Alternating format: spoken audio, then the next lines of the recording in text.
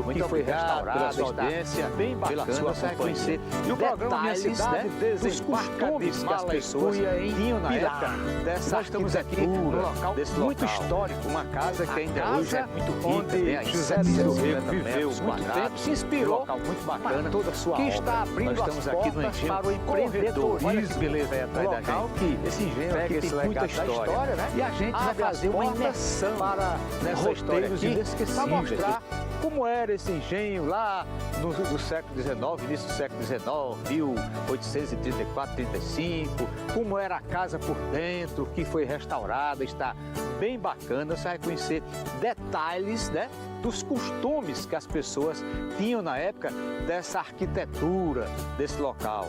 Uma casa que ainda hoje é muito rica, tem aí 750 metros quadrados, um local muito bacana, que está abrindo as portas para o empreendedorismo. Um local que pega esse legado da história, né? Abre as portas para roteiros inesquecíveis. Você que gosta de história, fazer aqui um roteiro inesquecível nesse local, onde você vai vivenciar de perto, né? Vivenciar de perto a história desse ciclo da cana-de-açúcar. E nós vamos também até São Miguel de Itaipu. Pois é, em São Miguel de Itaipu vamos mostrar um restaurante que chama a atenção aqui no Vale do Paraíba. Um restaurante que é desse local e trabalha com frutos do mar. Se fosse com frutos do rio, né? A gente ficava até assim, mas trabalha com frutos do mar. O Rio Paraíba passa aqui bem pertinho, mas ele faz questão de ter esse diferencial.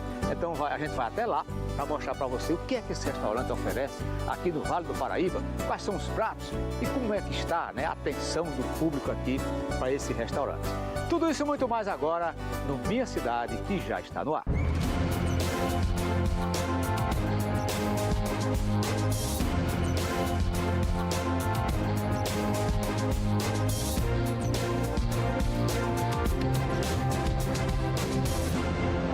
Bom dia mais uma vez a você ligadinho, a você ligadinha no programa Minha Cidade, que hoje está sendo apresentado aqui da Casa do Senhor de Engenho, do Engenho Corredor, que fica no município de Pilar. Uma casa belíssima aqui, foi restaurada, está aqui, olha, que beleza. José Lins do Rego viveu aqui nesse local. Esse local aqui é inspiração para toda a obra dele. Então nós viemos aqui hoje para fazer uma imersão nessa casa, nesse engenho, tudo que cerca aqui, para levar para você detalhes. Como era uma casa de senhor de engenho, esses engenhos antigos que hoje estão pegando o legado da história e transformando num motor de empreendedorismo para poder sobreviver, né? Com turismo sustentável aqui no local. Então nós vamos abrir o programa de hoje mostrando um pouco da história do Engenho Corredor. Confira. Pilar é a terceira cidade mais antiga da Paraíba. Vai completar 268 anos. Foi tão importante no ciclo da cana-de-açúcar que chegou a receber a visita do imperador Dom Pedro II em 1859. Ele dormiu nesse casarão, onde funcionava uma câmara e uma cadeia. Mas a cidade é conhecida mesmo como Terra de José Lins do Rego. O motivo está bem pertinho da cidade, o Engenho Corredor, onde viveu o romancista com o avô dele. E daqui tirou inspiração para escrever 5 livros sobre o ciclo da cana-de-açúcar. O casarão imponente, com colunas robustas no alpendre, guarda a história de um engenho que produzia toneladas de rapadura e açúcar. Antes de entrar no casarão, ainda é possível ver uma marca da presença do avô de José Lins do Rego. E nós estamos no alpendre da Casa Grande. Desse local aqui, o coronel ficava olhando, né, toda a movimentação dos trabalhadores, o pessoal que ia para o eito, e ele ficava justamente nesse ponto aqui. E uma das provas mais reais de que ele ficava aqui é essa marca aí no tijolo, um buraquinho no chão. Dona Alba vai explicar por que esse buraquinho aqui no chão, Dona Alba. Ele ficava, o coronel Zé Lins, o avô de Zé Lins, o dono da casa, ele ficava esperando o pessoal voltar do trabalho. E eu acho que ele devia ser super ativo, né? Porque uma pessoa que tem engenho e fazendo essas coisas sempre é muito super ativo. E ele ficava com a bengala esperando. A bengala rodando. A bengala rodando assim, né? Então ficou essa marca, ele desgastou o piso. E a gente, na restauração, a gente manteve essa parte aqui para poder deixar, porque conta nos livros, né? É uma marca de que alguém esteve aqui, né? Claro, é a história da casa, né? Jamais poderia sair essa marca daqui. Não. Isso aí é bem característico do pessoal, da figura do avô, né? Que foi quem criou os Zelins depois da morte da mãe, ele ficou aqui. Interessante que para essa marca ficar aí no chão, no tijolo batido duro desse, foi muito tempo para abrir esse buraco aí, hein? Foi, eu acho que foi a vida inteira dele de dono de engenho, né? Uma bengala de madeira, fazer um furo desse aí no tijolo batido, né? Isso. E ele era uma pessoa assim tão ligada à terra que as filhas, quando casavam, ele dava um engenho. Para cada filha ele deu um engenho, como dote. Né? Que não existia dote. Mas ele, como pai, ele deu a cada engenho, um engenho a cada filha que casou. E aqui produzia só rapadura e cachaça ou produzia açúcar também? Produzia rapadura e o açúcar também, porque ele secava o açúcar, tinha as formas, né, de açúcar, do pão de açúcar que chamam, né? Tinha aqui. Então ele fazia também o açúcar.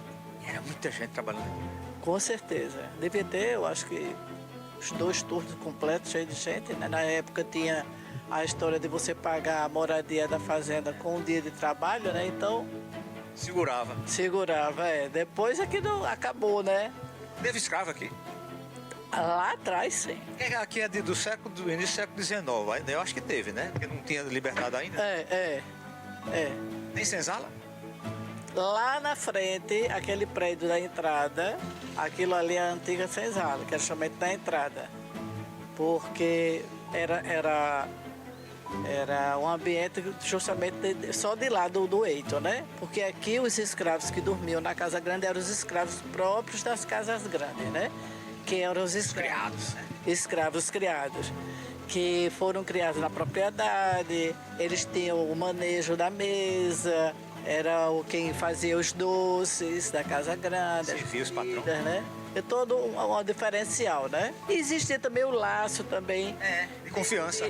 De bem-querer também, porque eram babás que pegavam, as crianças iam até grande, então ficava a família inteira. É tanto que no livro ele conta até a velha Totonha, que era uma velha que há muito tempo já morava com o pessoal, né? Com a família. O complexo do Engenho Corredor tem casa grande, local de moagem que vai ser restaurado, a senzala, casa de pulgar o açúcar e estrutura para depósito. O engenho fica nas terras férteis do Vale do Paraíba, onde o solo de Massapê guarda a umidade do rio.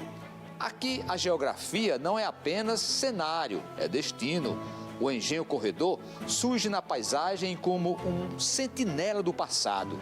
Estrategicamente posicionado na zona da Mata Paraibana, ele foi o coração de uma região que aprendeu a transformar sol e água em ouro branco, que era o açúcar. No auge do século XIX, essa estrutura movimentava a economia. O engenho não era apenas uma fazenda, era um empreendedorismo indispensável para a economia da Paraíba. Daqui saíam toneladas de açúcar, rapadura e a força de uma produção que sustentava vilas inteiras. Foi nesses alpendes que o menino José Lins do Rego observou todos os detalhes e eternizou em sua obra. O Engenho Corredor é o berço da alma literária do Brasil. Sob os cuidados do avô, Zé Lins viu o declínio dos banguês e o nascimento das usinas. Transformou a poeira das estradas e o cheiro do melaço em clássico como Menino de Engenho e Fogo Morto. Visitar essa estrutura é caminhar pela história, é fazer uma volta ao passado. Nós estamos aqui no Engenho Corredor, embaixo, né, de uma árvore, por nome de Barriguda, onde o Engenho Corredor ele tornou-se mais visível a partir do momento que Zé Lins começou a escrever os seus romances. Quem nunca leu o Menino de Engenho lá no ensino médio para fazer o vestibular? Quem nunca leu Fogo Morto? Então, José Lins, ele começou o Engenho Corredor e os demais engenhos, que são 7 engenhos, temos aqui 7 engenhos, os quais tornou mais visível. Esse engenho aqui, o Engenho Corredor que está aqui atrás, ele foi construído no século XIX pelo então avô de José Lins do Rego, era um engenho que não tem grande visibilidade, mas a partir do momento que começou os romances dele, aí começou a ter maior visibilidade no engenho corredor. É um engenho de época. Vocês vão ver cenas que os quartos são quartos que só tem aqui mesmo, que tem todo as camarinhas, né? As camarinhas, tem toda uma história ali no quarto. Você pode ver que é um quarto que tem 2 portas. Isso é muito importante no período da época. O potencial turístico vai além do lazer. É uma experiência de identidade. Preservar esse patrimônio é garantir que a nossa memória não vire fogo morto. É manter viva a chama de uma Paraíba com histórias fascinantes como esta. Aqui cada detalhe tem significado de uma época. Além do engenho corredor, o Vale do Paraíba guarda histórias de mais 6 engenhos. Esse é um dos mais bem preservados, o engenho corredor. Nós temos engenho oiteiro, que também é preservado. Nós também temos o engenho novo, que é preservado, que tem senzala, e também temos o engenho Tapuá. O engenho Lagoa Preta é preservado também. Então são um ciclo de engenhos preservados, que são engenhos particulares. Para fazer visitas, precisa-se fazer um agendamento a esses engenhos, assim também aqui como no Engenho Corredor. Aqui no Engenho Corredor, os detalhes materiais dessa história tão rica foram resgatados graças à restauração feita pelos herdeiros do local. Eles esperam apoio da iniciativa pública para preservar esse patrimônio para as futuras gerações. Legal, né? A história desse engenho, um engenho 1835, a gente vê que é uma família, né, que se instalou aqui, os Zé Lins do Rego. Veio aqui, já era grandinho, e foi aqui que ele teve toda a inspiração para a sua obra. E nós vamos agora mostrar outra matéria interessante, que é como é a casa por dentro, os cômodos, os detalhes, os corredores, os quartos, como é que um senhor de engenho vivia num casarão desse aqui, com 750 metros quadrados. Confira. No coração do Vale do Paraíba, onde o verde da paisagem parece contar histórias, uma estrutura se impõe com o tempo. A arquitetura colonial da Casa Grande não é apenas um cenário, é um testemunho vivo, graças ao minucioso trabalho de restauração. Cada detalhe aqui ainda respira o passado. O chão de tijolos batidos, o teto rústico sob o telhado de 4 águas e as colunas robustas que sustentam séculos de história. São 750 metros de área construída, onde o ar circula por ambientes amplos e as paredes grossas guardam frescor de outros tempos.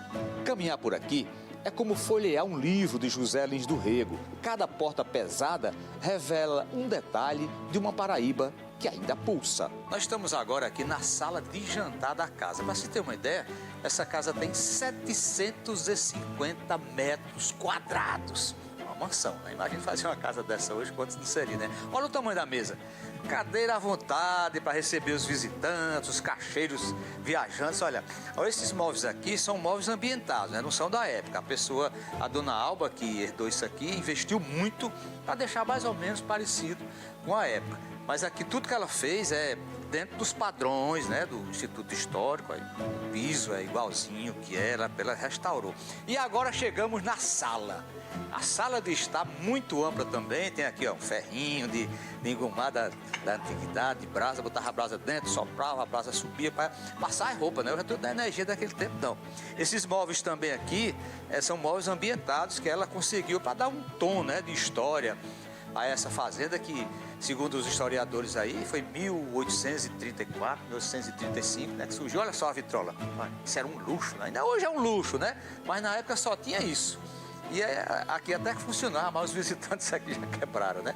E Dona Alba está aqui, ela fala com os olhos cheios, chega brilham, porque ela, como a gente disse, ela é prima, né, dos Zé Lins. Então, Dona Alba, aqui a sala gigante, tem quartos, e a gente vê que não faz calor aqui dentro, né? Interessante. Porque o pé direito é muito alto. E as paredes em cima não chegam até o teto, né? Não chega, justamente porque o teto, quando é muito alto, o ar quente sobe, então circula. Então, as janelas, como são persianas, as janelas externas, então faz a circulação de ar da casa. Então fica super agradável. Tem 2 quartos atrás da gente. Aqui são 2 quartos. As camarinhas, né? As camarinhas. Que Sem janela, sem nada. Não tem janelas.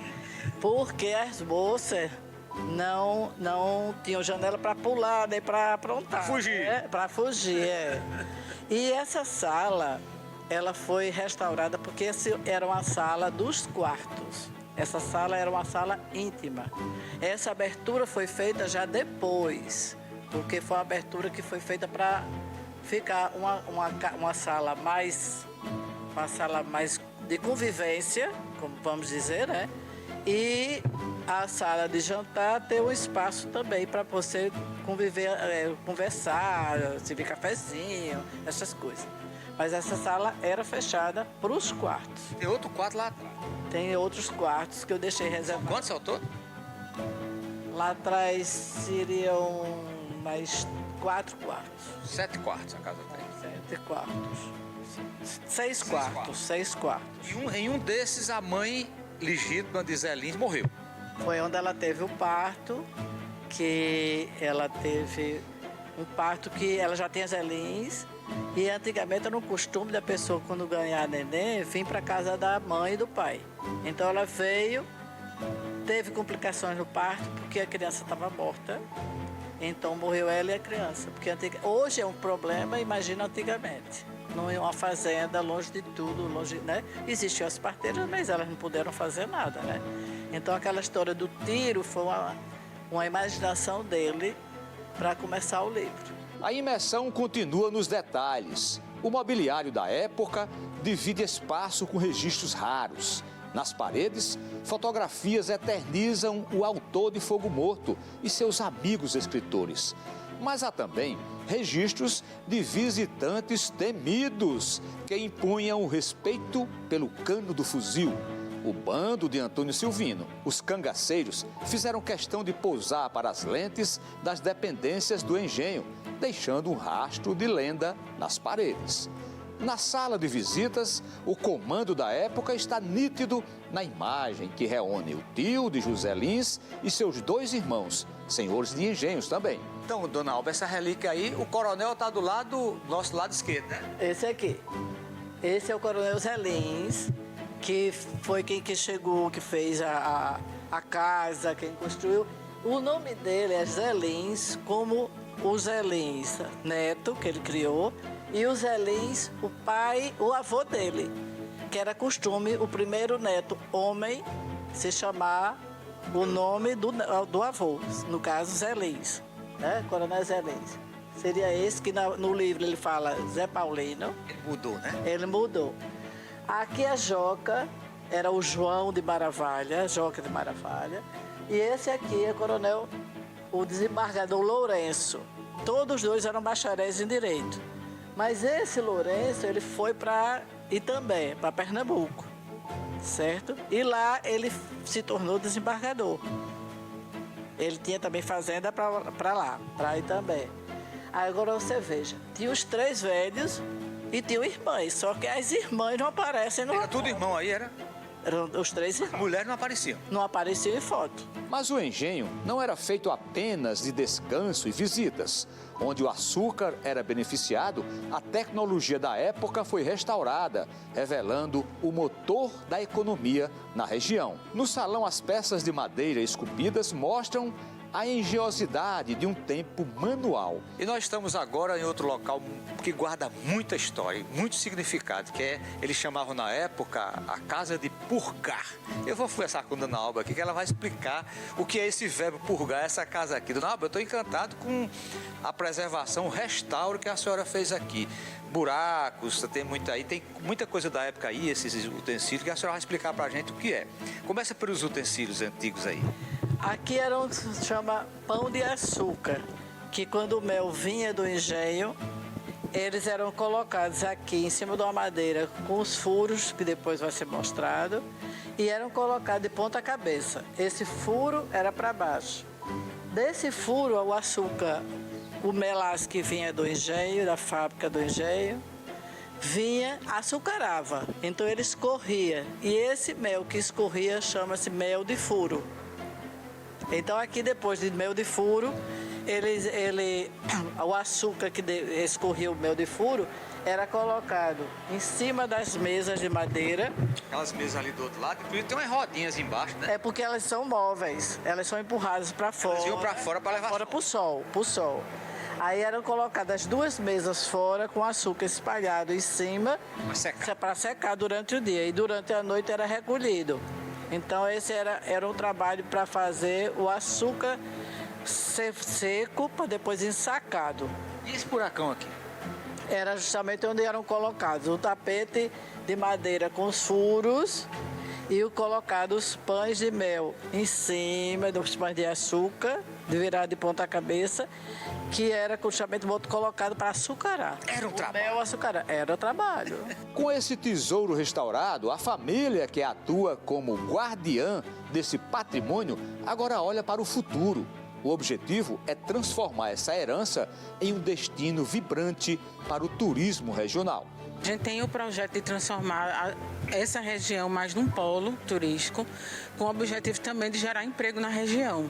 Eu acho que existe também um papel social, a gente tem isso aqui, mas tem uma ideia de montar uma cozinha-escola aqui, que a gente possa retribuir para a comunidade local, para que eles possam ter treinamentos, para que as escolas possam vir aqui.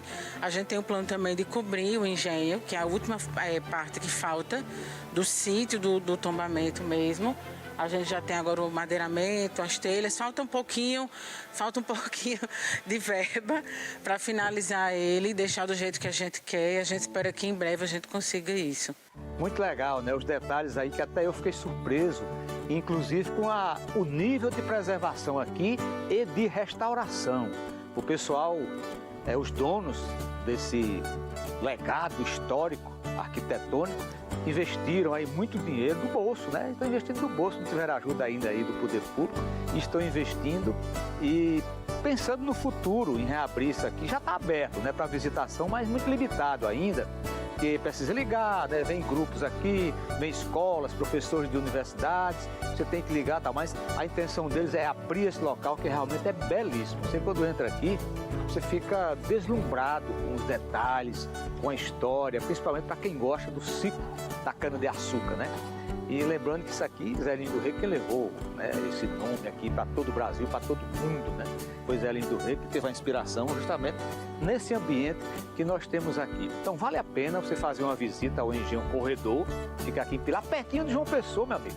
Em menos de uma hora você está em João Pessoa, né, daqui para o Engenho, você vem, faz a visita e retorna tranquila, bem pertinho, muito legal fazer. Você sai daqui rico e sai daqui deslumbrado, né? Como era a vida naquele tempo, como é que eles viviam, os trabalhadores, os senhores de engenho. Muito bacana. E nós vamos agora fazer um breve intervalo, daqui a pouco a gente volta. Nós vamos até São Miguel do Taipu para mostrar um pouquinho da culinária do local. Um restaurante que está aqui em São Miguel do Taipu e usa lá frutos do mar, né? Podia ser frutos do rio Paraíba, que é pertinho aqui, mas não. Frutos do mar. Vamos saber como é que esse restaurante está sobrevivendo aqui no Vale do Paraíba. Daqui a pouquinho, não sai daí.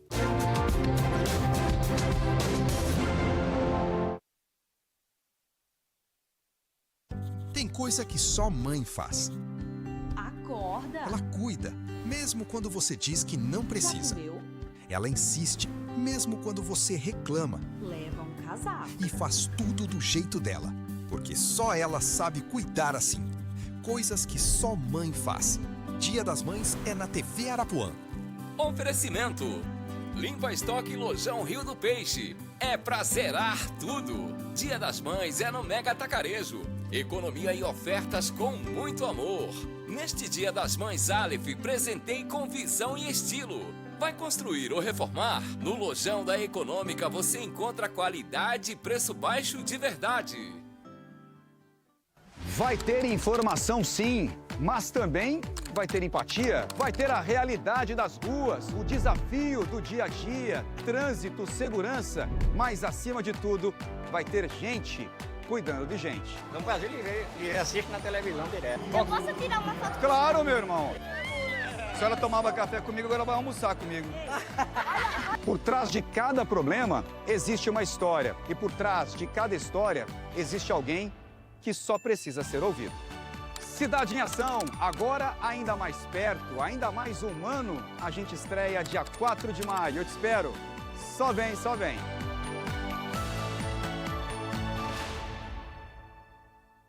Take you out as winner doesn't win. Could get myself dressed up because I don't know if you would call me back again. I know I'm shy first.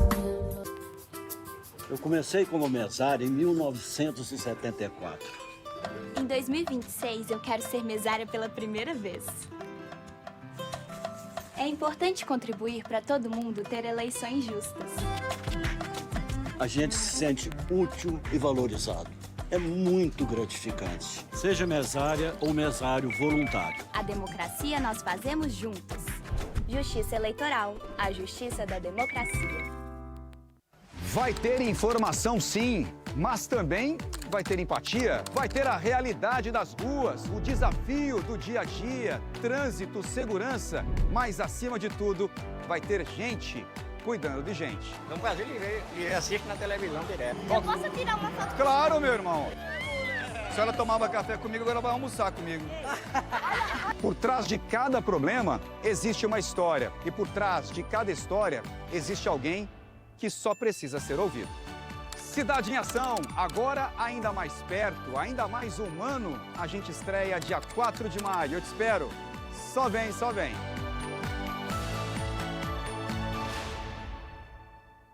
Na Série C tem caneta, caneta e cobertura, craque no campo, chute no campo, cabeça e cintura. Todo sábado você tem um encontro marcado com a Série C do Brasileirão na Band. Neste sábado, Itabaiana versus Paysandu entram em campo para mais um desafio do campeonato ao vivo. Sábado às 17 horas.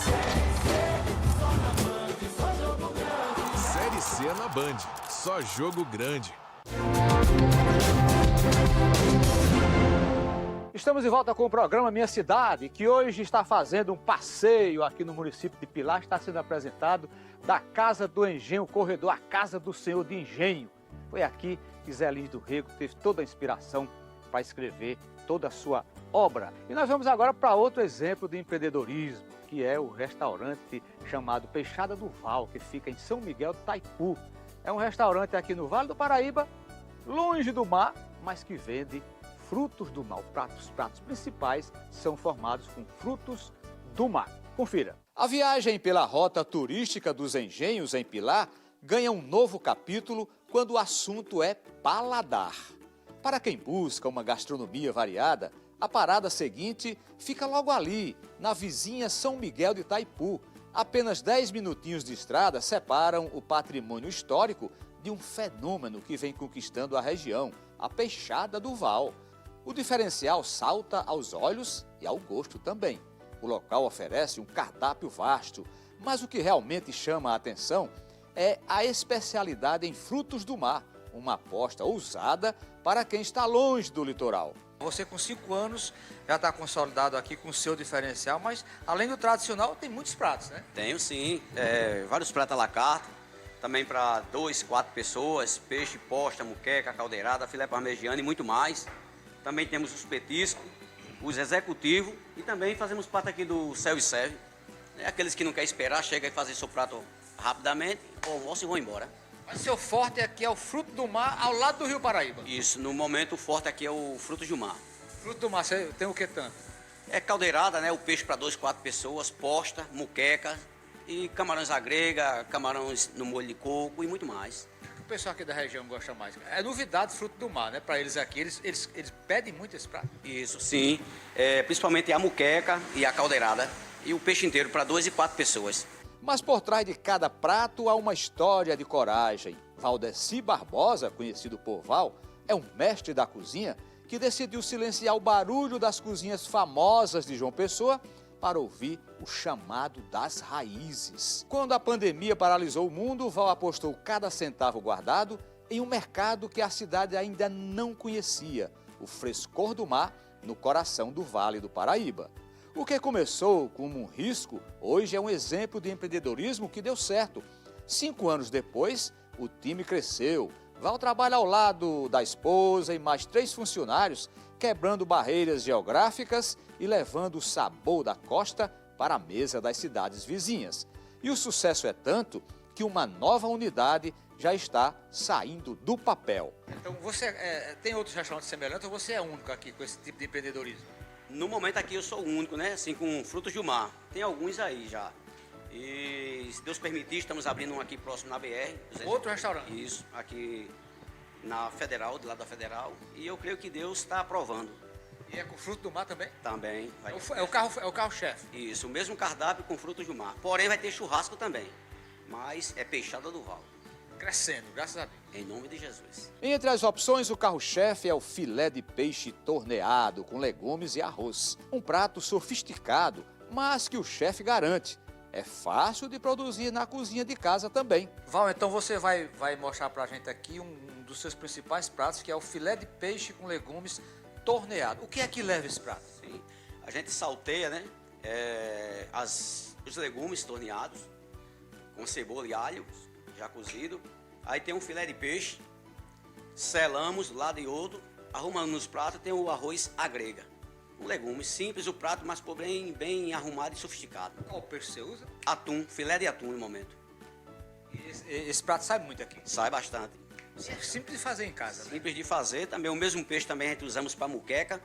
E chega um cliente que não quer aquele peixe com espinha, a gente faz só o filé também dele e tem saído bastante. O pessoal tem se agradado. Em casa, quem não quiser fazer com atum, pode fazer com outro peixe? Isso, pode sim, um filé de tilápia, um filé de minguado, não sei, depende do que você tem em casa. Eu creio que não é tanto o material, e sim o cozinheiro. A diferença tá aí, né? Isso, pois é. E aí, deixa na fritagem quanto tempo? É rápido, viu? Selou, só basta selar. O óleo estando quente, aquecido, é só selar. De 3, 4 minutos? Isso. É um prato rápido. É rápido, sim. E o legume já estando cozido, é só montagem.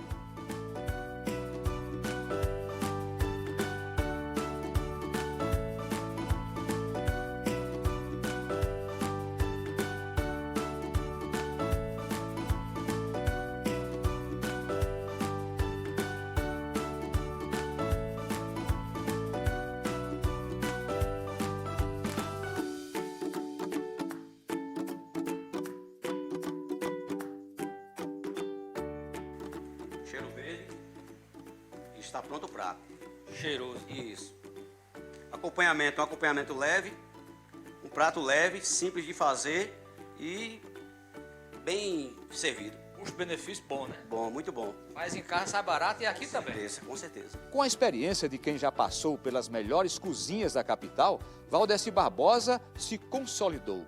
Ele prova que, com técnica e paixão, é possível transformar o sonho de empreender em uma marca inesquecível para o Vale do Paraíba. Muito legal nessa viagem que a gente fez, uma verdadeira viagem na história, uma imersão no ciclo da cana-de-açúcar. Nós agradecemos a todo mundo envolvido nesse projeto, nosso produtor Henrique do Vale, todo mundo envolvido, os proprietários aqui do engenho, o professor aí, o pesquisador que acompanhou a gente, todo mundo envolvido nesse projeto. Muito obrigado pelo apoio, pela acolhida. E até o nosso próximo encontro, se assim Deus permitir.